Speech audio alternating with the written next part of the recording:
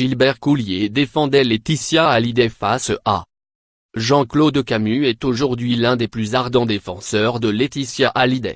La veuve de Johnny est dans la tourmente depuis que Laura Smay et David Hallyday ont fait publiquement part de leur décision de contester devant la justice le testament laissé par leur père. Selon ses dernières volontés, le rocker a légué son patrimoine à sa dernière épouse, sans rien laisser à ses aînés, estimant qu'il leur a déjà accordé d'importantes donations par le passé.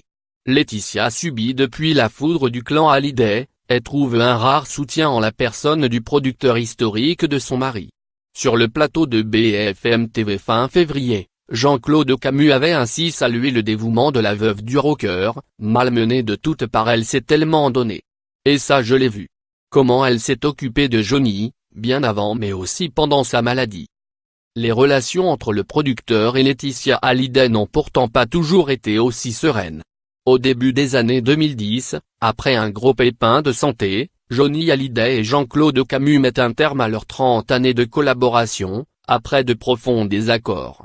C'est Gilbert Coulier qui reprend en main la carrière du rocker. À cette époque, le producteur historique désigne à tout va la femme de Johnny Hallyday, la tenant pour responsable de cette rupture. L'amour rend aveugle. Tous ceux qui avaient la confiance de Johnny ont sauté. Moi, je dis Johnny, réveille-toi, expliquait-il alors.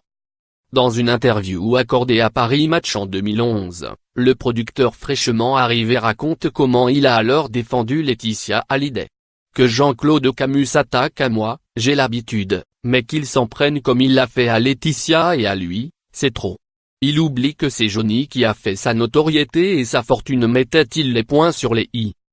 Ce n'est que plusieurs années plus tard que Jean-Claude Camus s'est réconcilié avec Laetitia et Johnny Hallyday. Grâce à un appel de l'épouse du taulier au printemps 2016. C'était comme si on s'était quitté la veille. Il savait que j'avais eu un accident à la hanche.